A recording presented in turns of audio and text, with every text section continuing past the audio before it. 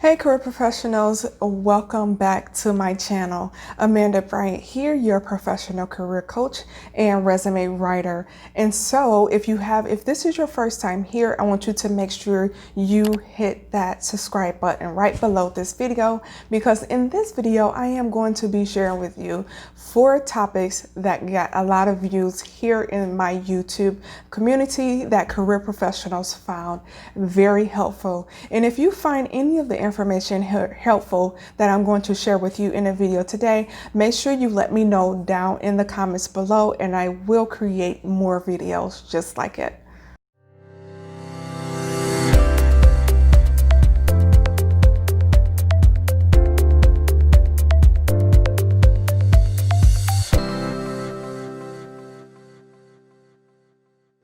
So the first video that I'm going to share with you today here from my YouTube community is one of the top interview questions that's tell me about yourself, that can also be used as an elevator pitch.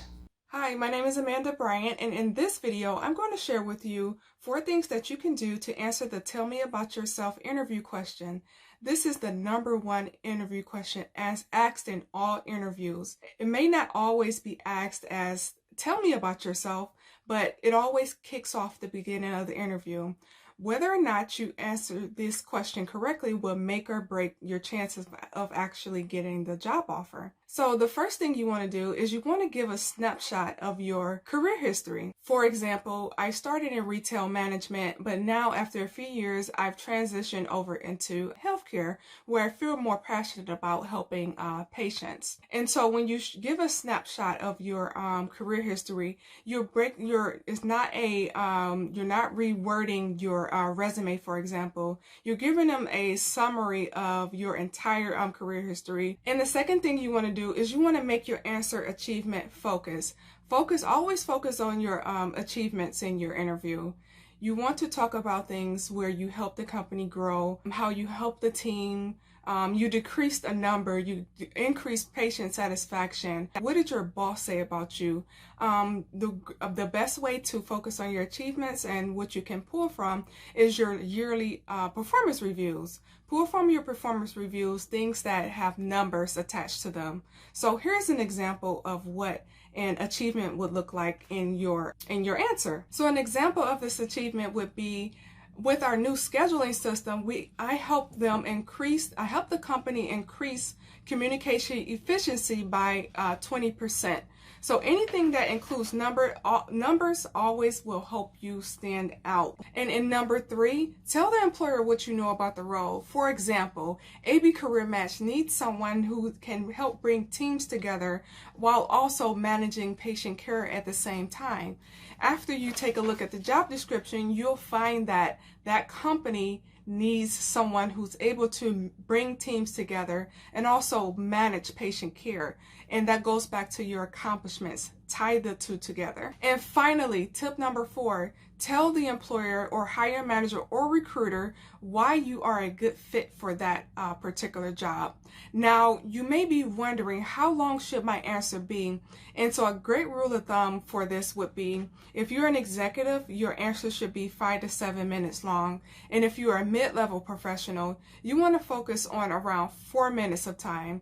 And then for an entry-level professional, you want to be around 2 minutes. Your answer should match the length of your career history. And so let's tie all of this together. Here's what an example answer would look like. I began my career in retail management, but a few years ago, I was drawn to the healthcare space. With our new online scheduling portal, we increased communication efficiency by 20%. I've been really enjoying that part of my work, and I'm especially interested in bringing the experience I've gained, as well as my commitment to efficiency, to the team at ABC Health. ABC Health needs someone who is familiar with bringing teams together while managing patient care. If you want to learn more, I have an amazing opportunity for you in my private Facebook group. In my Facebook group, you will have access to exclusive content that I will not post anywhere else. Now, the Facebook group is pretty exclusive and it is free. So if you want to, go ahead and click the link below. Remember to relax and have a conversation with the interviewer, and you will ace this question every single time in all of your interviews. Practice this answer in a situation where it is easy with a family or friend. So the second video that I want to share with you today is how to create a killer LinkedIn profile. In this video, I'm going to share with you how to create a killer LinkedIn profile. And if you're confused about how to network on LinkedIn, then this video is for you. So in this video, I have 6 LinkedIn profile tips for you. And tip number 1 is have a LinkedIn profile photo that sends good vibes. In this photo, you want to make sure that the background is clear, it is bright, the picture can be colorful, but you want to make sure that it shows your face and also that you are the only person in the picture. Your LinkedIn profile picture does not have to be taken professionally.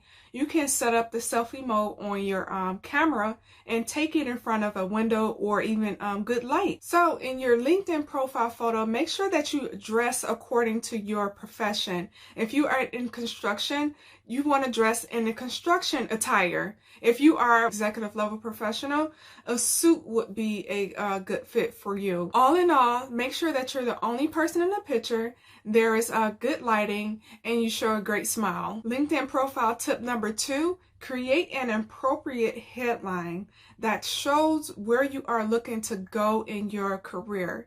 If you have not had the job title in the past, do not put that in your LinkedIn profile header. A great rule of thumb here is to list skills.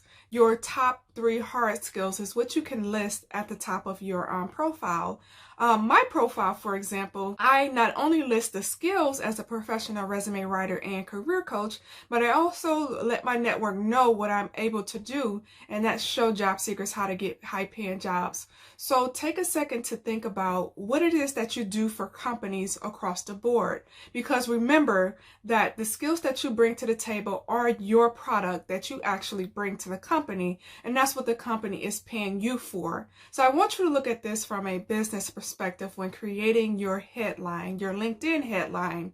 What is it that you show companies how to do on a daily basis, or how can you help companies grow consistently? And tip number 3, have a what I can do for you LinkedIn summary. And what this means is talk in first person, use I throughout your entire summary. Talk about what you can do for that company. LinkedIn profile tip number 4, go all out in your experience section of your LinkedIn profile.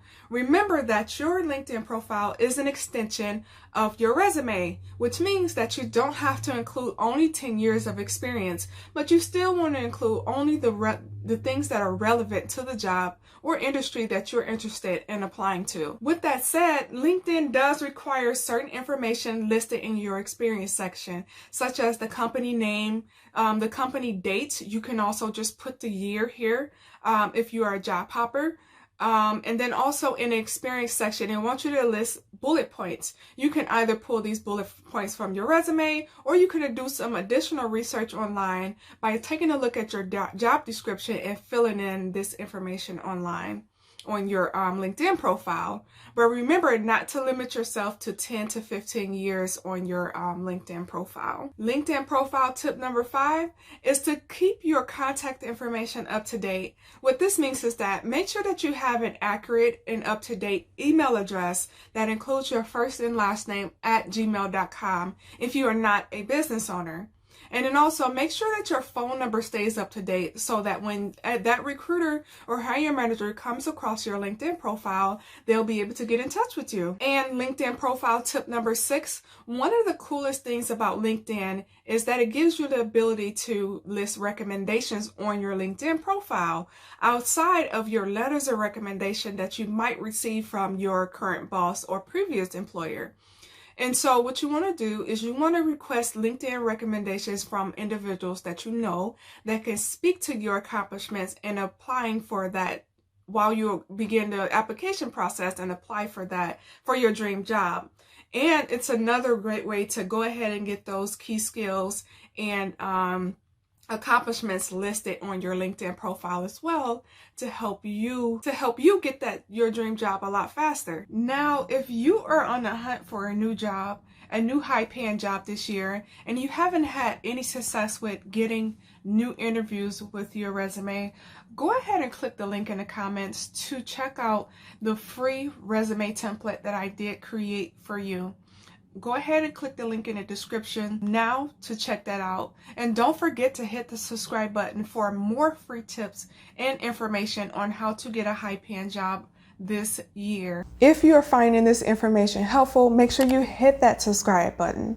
And so the third video that I'm going to share with you today is called My Resume is 2 Pages. And in this video, I share with you how to make your resume shorter. So the first thing that I want to share with you right now is to focus on your accomplishments and not your job description. And so your job description is going to be a great way to add your current role to your resume, but you want to make sure that you turn those job duties into accomplishments.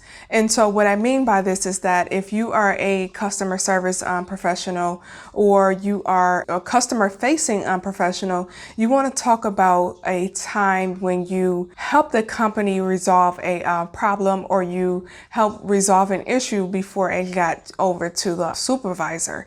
And so you can talk about that in those different bullet points in your job description. You can talk about those things under the company's name. Another thing that you can do in order to shorten your resume is going to be to add bullet points.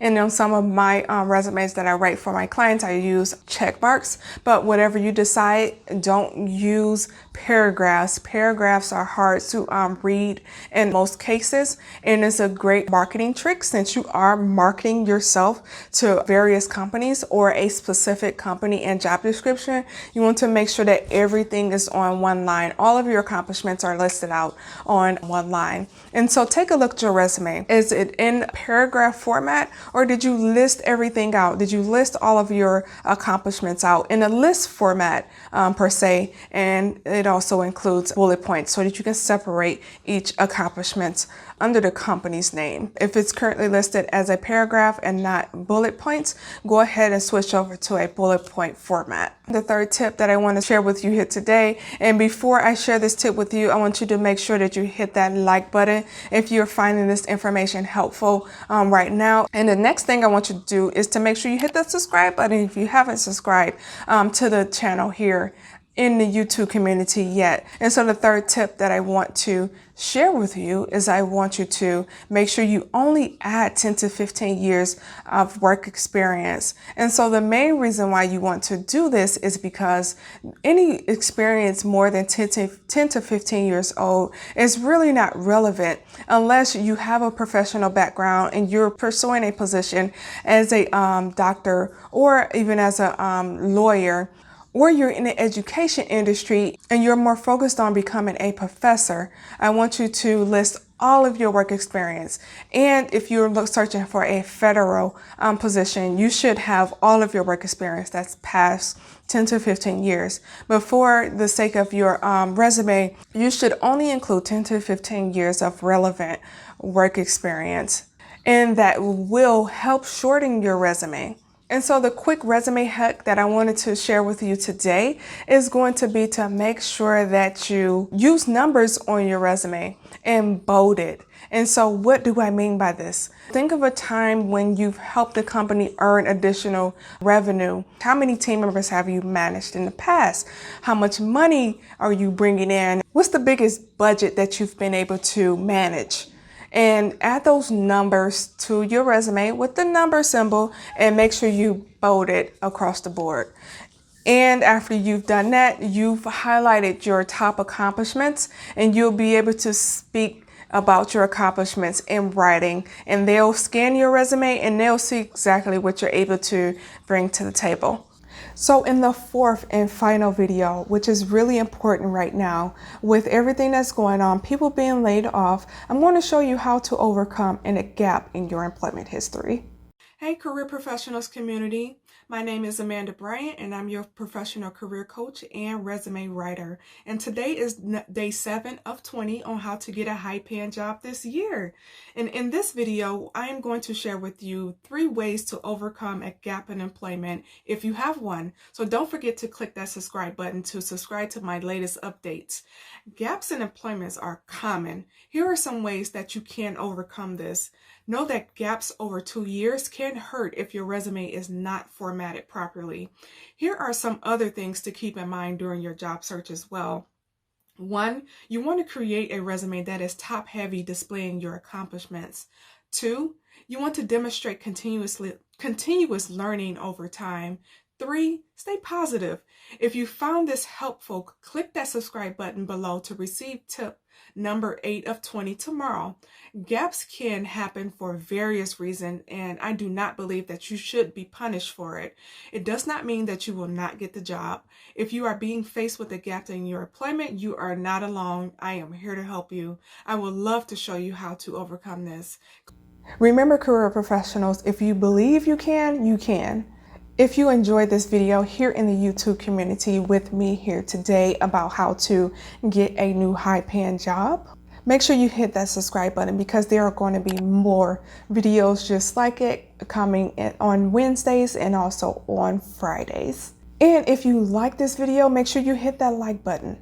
If you're looking for a free community that's going to support you on your career journey, I want you to make sure that you do join us in my free career professionals community on Facebook. And so in that free career professionals community, what I do with you there is I go live twice a week to answer your questions and keep you up to date on the latest career trends, on the latest job search topics that are going on at the moment. And so I also answer your questions within 24 to 48 hours, totally free, and there's no cost to you. Only thing that I ask is that when you join the group, make sure that you answer the questions that are asked when you do join, so that I know what you need help with, and that way I can reach out to you and help you with that information totally free. And there's just something about being in a supportive community with other career professionals just like yourself who are on the same path to getting a new high-paying job. It's a group that will help hold you accountable for pursuing your dream job, and I want to help you and be that support for you on your career journey as well. And so if you haven't joined us yet, I want you to make sure you hit that button that's down in the description box below as well, and I'll see you in the next video.